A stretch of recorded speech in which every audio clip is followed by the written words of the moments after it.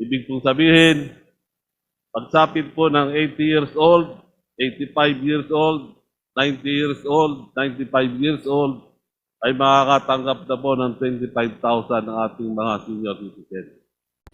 Bago tayo magpatuloy, huwag kalimutang mag-subscribe sa aking channel.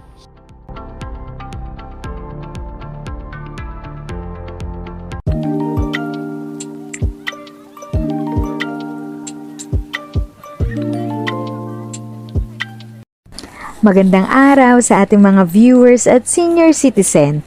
This is Tita Eda. Ang topic natin today, cash grant 25,000 pesos para sa mga seniors. Aprubado na sa second reading ng Kamara. Ang current na batas na Centenarian Act ay nagbibigay ng 100,000 pesos para sa seniors na ang edad ay 100 years old. At marami po ang nagsasabi na parang ayaw naman ibigay ng gobyerno ang cash grant na ito.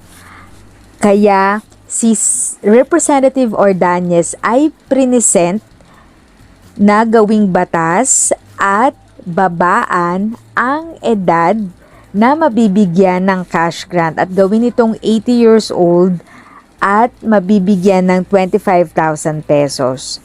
Ang good news po ay aprobado na ito sa second reading ng Kamara.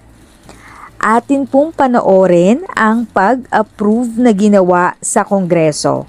Panoorin at tapusin ang buong video para sa dagdag kaalaman. Good afternoon to our Speaker, Speaker Martin Romualdez, our Majority Leader Manix Dalipe, our Minority Leader Marcelino Libanan, to all the members of the Special Committee on Senior Citizens, my dear colleagues in this August Chamber, who has always been my fellow champions to the rights and welfare of our senior citizens, and our more than 12 million senior citizens who I know are intently watching the results of our deliberations today. 7 years ago, this August Chamber made a landmark legislation called the Centenarian Act. Then our colleagues passed this law as a form of recognition to the innumerable contributions of our senior citizens to our country and as a way for our country to give back and honor them as they reach the twilight of their lives. Under this law, we gave our senior citizens a letter of felicitation from our government and an ample cash gift.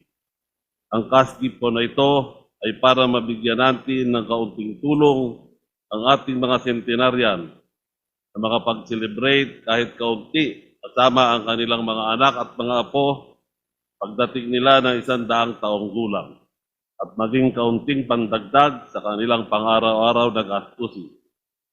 Lalo na at alam naman natin na ang mga pangangailangan at gastusin naming mga seniors ay sadyang tumataas habang kami ay lalong tumatanda. It cannot be understated how important this law is for our senior citizens. Sa katunayan, sa bawat lokalidad na napuntahan namin mula nang naisulong namin ang bill na ito, lagi akong tinatanong ng aking mga kasamahang senior citizens kung kailan ito maisa sa batas. At sigurado ako, marami rin sa inyong mga kasamahan ko sa Kongreso, ang nakulit na rin ng mga senior citizens tungkol dito.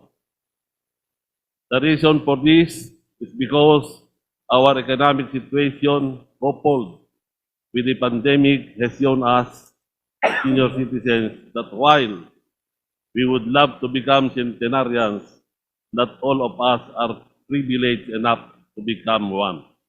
In fact, that privilege, according to the data we received from the PSA, is reserved for an extreme few. Only 1,000 out of more than 12 million senior citizens get the opportunity to avail of this privilege every year. Kaya po, noong huling kongreso, nagpapasalamat po ako sa inyo dahil tinulungan nyo kaming makapasa itong proposed bill natin sa third reading.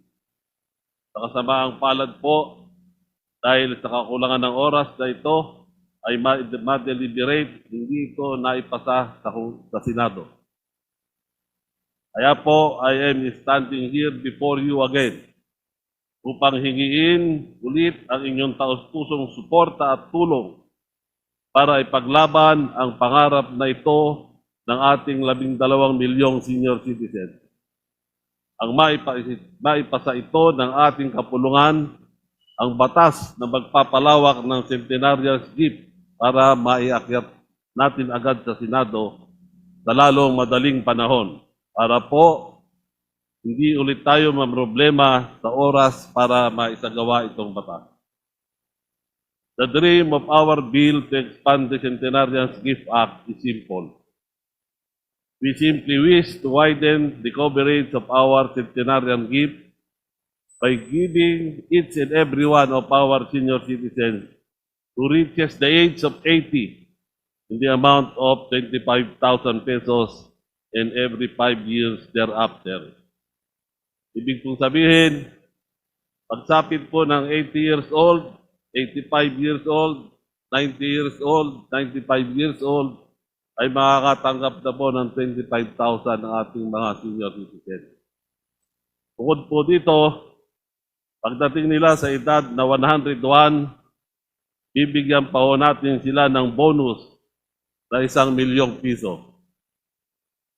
Ibig sabihin po nito, through this bill, we do not just give our octo or nonagenarians the proper recognition they deserve for their contributions at kaunting dagdag sa kanilang panggastos kada 5 taon. But we will give them something to aspire and live for. Because now I am sure each and every one of our beloved senior citizens and their families would do whatever it takes to reach the age of 101 and be a millionaire. Ang kapalit po ng kaunting dagdag na ito sa budget natin ay hindi natutumbasang kasiyahan ng 12 milyong senior citizens ng ating bansa. Our senior citizens deserve more from us, and I am sure that we will be forever grateful to all of you here today when this bill passes. I hope this year, sabay-sabay na po tayong mag-aabang sa 1 milyon natin and make the birthday of our senior citizens a day that they can truly celebrate. Maraming salamat po. Thank you very much, Majority Leader. Mr. Speaker, there being no member who wishes to interpolate, I move that we terminate the period of sponsorship and debate. Is there any objection? Chair hears none. The period of sponsorship and debate is hereby terminated. Majority Leader. Mr. Speaker, I move that we open the period of amendments. Is there any objection? Chair hears none. Motion is approved. Majority Leader. Mr. Speaker, there being no committee amendment nor individual amendment, I move that we terminate the period of amendments. Is there any objection? Chair hears none. The period of amendments is hereby terminated. Majority Leader. Mr. Speaker, I move that we vote on second reading House Bill number 7535. There is a motion to approve House Bill number 7535 on second reading. All those in favor say aye. All those against say nay. The ayes have it. House Bill number 7535 is hereby approved on second reading. If sa tingin mo, natulungan ka ng video ko na ito, nakasave ka sa oras mo, you can click yung thanks button at any amount ay malaking help sa pag-grow ng channel ko. Yun lang po muna ang aking update. Sana ay nakatulong na dagdag kaalaman ang aking shinare today. Ang goal ng aking channel ay mag-create ng awareness. Kung ganitong mga topic ang gusto mo, panoorin mo ang mga videos ko na ito.